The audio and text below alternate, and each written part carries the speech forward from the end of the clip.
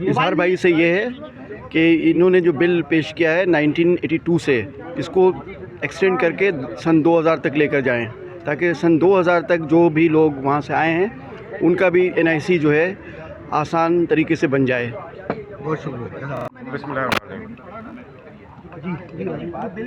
آل پاکستان مسلم بہاری یکجہتی کونسل کے فارم میں موجود ہوں میں، اور چونکہ میرا تعلق PTI سے اور کمیونٹی سے بھی ہے، تو جس طرح آپ لوگوں کو پتہ ہے کہ بہاری کمیونٹی کے شناختی کارڈ کے حوالے سے بہت بڑے مسائل ہیں۔ 2018 میں جب PTI کی گورنمنٹ آئی تھی تو اس وقت PTI کی گورنمنٹ نے تھم لگا کے وزیر اعظم صاحب نے ایک بل پیش کیا تھا، جو وہ ایشو پاس ہو گیا تھا، جو MNA آفتاب جہانگیر نے ہزار کی تعداد میں لوگوں کے شناختی کارڈ کے مسائل حل کیا تھا، مگر صاحب حل نہیں ہو سکا تھا۔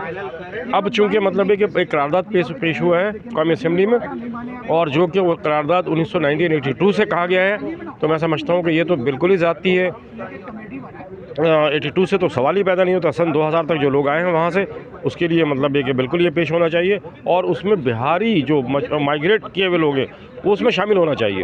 جب وہ شامل ہوگا تو پھر یہ واضح ہوگا، اور اگر شامل ہو کر 2000 تک نہیں آئے گا تو یہ بل تو ہمارے لیے زہر قاتل ہے اور ہمیں نقصان ہی پہنچا سکتا ہے، اور اس کا کوئی فائدہ نہیں ہے۔ لہٰذا ہم سب کمیونٹی کے تمام اکابرین یہاں موجود ہیں اس حوالے سے کہ ہم اس کا آواز اپنا بلند کریں، اور جو بھی سیاسی رہنما یہاں مطلب ہے کہ اکابرین ہیں ہم ان تک اپنی بات پہنچائیں تاکہ یہ بل درست ہو اور اپنے مسائل حل ہو سکیں۔ اور کہاں پہ چپ سے بیٹھ جاؤں۔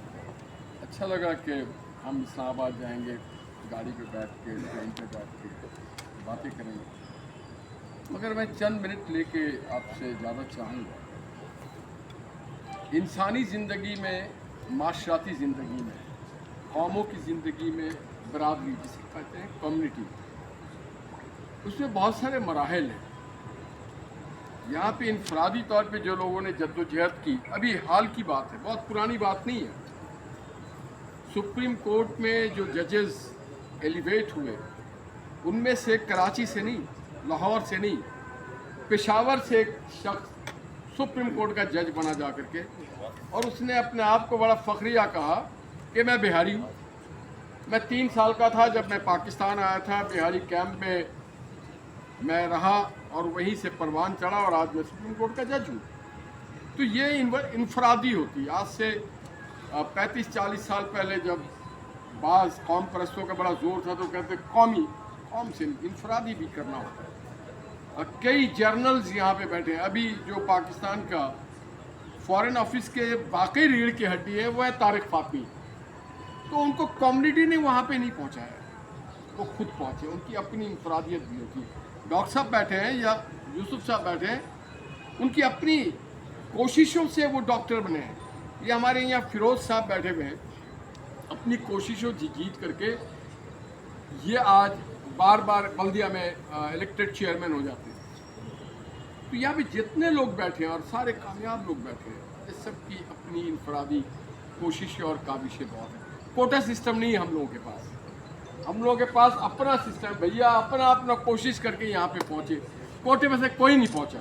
جب ہم کالج یونیورسٹی میں تھے تو کوٹا سسٹم لاگو ہو چکا تھا 73 میں، تو ہمارے لیے تو حسرت ہی رہ گیا کوئی ایسا ادارہ دیکھیں جہاں پہ ہم اپنے کوٹے پہ جا سکیں۔ چلے خیر، دوسری جو میں سمجھتا ہوں وہ ہے برادری، کمیونٹی کا جو کام ہے۔ بہت سارے لوگ بہت اچھا کام کرتے ہیں اپنی کمیونٹی میں، کمال کام کرتے ہیں، اور دنیا میں انہوں نے بڑا نام روشن کیا ہے۔ کل ہی میں وہ پروین رحمان کا کوئی ایک آرٹیکل پڑھ رہا تھا، کیا اس نے اپنی زندگی کو اورنگی پہ نچھاور کیا، کہاں سے وہ ڈھاکہ اور اس پاکستان سے آئی، کیا اس کا بیک گراؤنڈ ہو، اس سے پیچھے انڈیا سے بیک گراؤنڈ بتایا گیا۔ تو یہ انفرادی کوشش بھی بہت، ہمارے عزیز ہے ڈاکٹر ٹیپو سلطان والے، ان کی آپ انفرادی کوشش دیکھیں، اور اب وہ کمیونٹی کو بھی سرو کر رہے ہیں۔ تو تیسری جو چیز ہوتی ہے وہ ہوتی ہے سیاسی کوشش میں آپ نے اچھا رول کیا ہے۔ آپ پاکستان کے کامیاب ترین کمیونٹیز میں سے ہیں، یہ میں آپ کو بتا دوں۔ پاکستان کے اعلیٰ اور عرفہ ہر ادارے میں کہیں نہ کہیں آپ کا آدمی بیٹھا ہوا، بڑا فخر سے بیٹھا ہوا۔ آج بھی سندھ ہائی کورٹ میں 3 ہائی کورٹ کے ججز ہیں جن کو میں ذاتی طور پہ جانتا ہوں، قیصر بھائی بھی 1-2 کو جانتے ہوں گے۔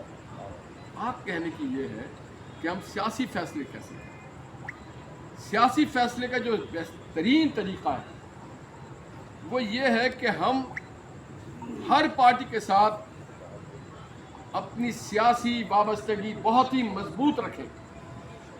ہم کسی ایک پارٹی کے ساتھ وابستہ نہ ہو جائیں.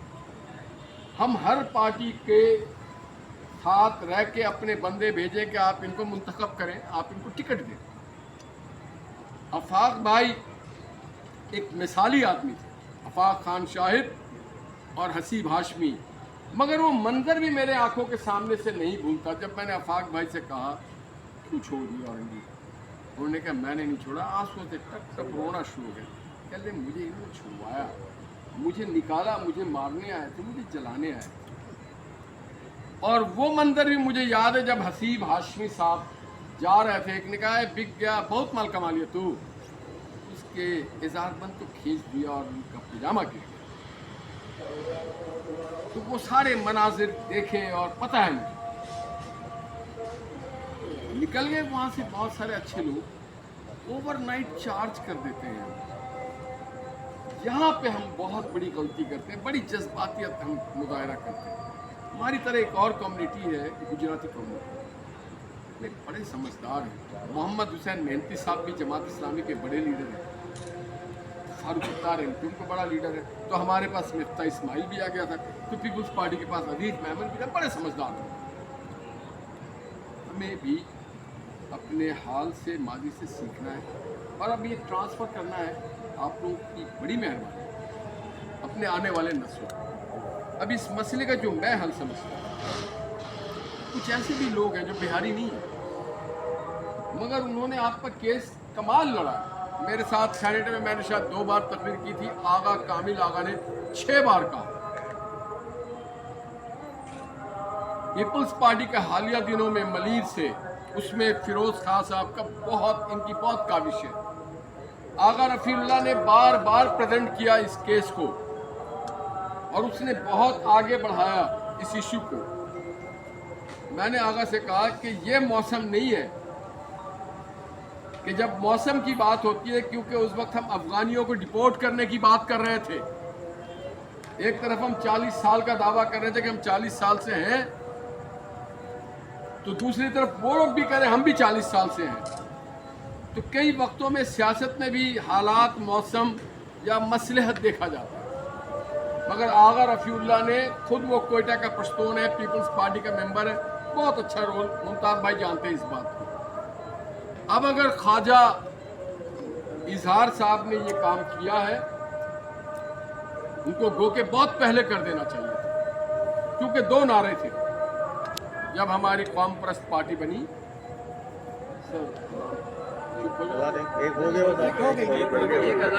جب ہماری قوم پرست پارٹی بنی تو ان کے 2 نعرے تھے, مہاجرین مشرقی پاکستان اور کوٹا سسٹم.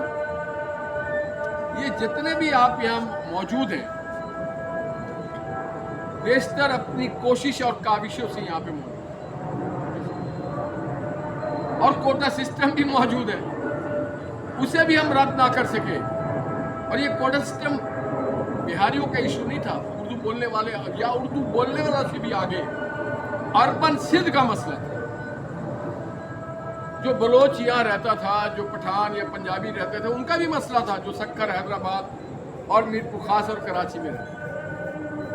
تو ہماری قوم پرست پارٹی اسے بھی حل نہ کر سکی. کوئی مصلحت ہوگی میں اس پہ روشنی نہیں ڈالوں گا, مگر اب جو ہو سکتا ہے وہ ضرور ایک چیز کریں کہ خواجہ اظہار صاحب سے بات کی جائے, اور جو بھی ان کے ذمہ داران ہیں, کافی بہاری کہلانے والے کافی لوگ ابھی ایم کیو ایم کے ایم پی اور ایم این اے ہیں, جن کو میں ذاتی طور پہ جانتا ہوں, ان سے کہا جائے کہ اس ڈرافٹ کو بہتر کیا جائے اور اس میں یہ تبدیلی کیا جائے. میں اپنی خدمات اسپیکر صاحب کے پاس پیش کر دوں گا کہ جناب جب یہ ڈرافٹ آئے تو اسے آپ پریزنٹ کرنے دیں, اور میں ایاز صاحب سے کہہ سکتا ہوں کہ سر اس کو ایڈجورن نہ کریں, اس کو ایجنڈے میں شامل رکھیں, تو ہم ایک قدم اور آگے بڑھ جائیں گے اور ہم ان کی حوصلہ افزائی کریں. जैसे आज हम यहाँ हम सबको चाहिए कि यूसुफ साहब की हौसला अफजाई करें। आए तो हम बिरयानी खाने को थे, मगर देख रहे हैं कि ये समोसे पे टरका रहे हैं। बिहारी बहुत भारी होता है भाई। बहरहाल ये भी गनीमत है, बड़ी महंगाई का दौर है।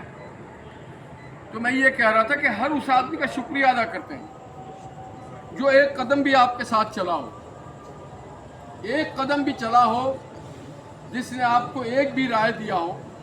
हम उन सब का शुक्रिया अदा करते हैं। हम ज़रूर जाना चाहते हैं प्रेस क्लब पे मुज़ाहरा करने, मगर इजहार तशक्कुर के लिए हम जाकर के उन मेंबरान्स को कहें कि आपकी बड़ी मेहरबानी कि आपने ये ड्राफ्ट या बिल या मसवदा पेश किया कौमी असम्बली में, इस पे डट जाइए, हम आपके साथ हैं। हम अब पाकिस्तान जिंदाबाद के नारे लगाने जाए, आइन और कानून की मसवदे की तारीफ करने जाए, उससे आगे शायद जो मेरा तजुर्बा है हमें फ़ायदा नहीं होगा भाई। हमारे ऊपर एक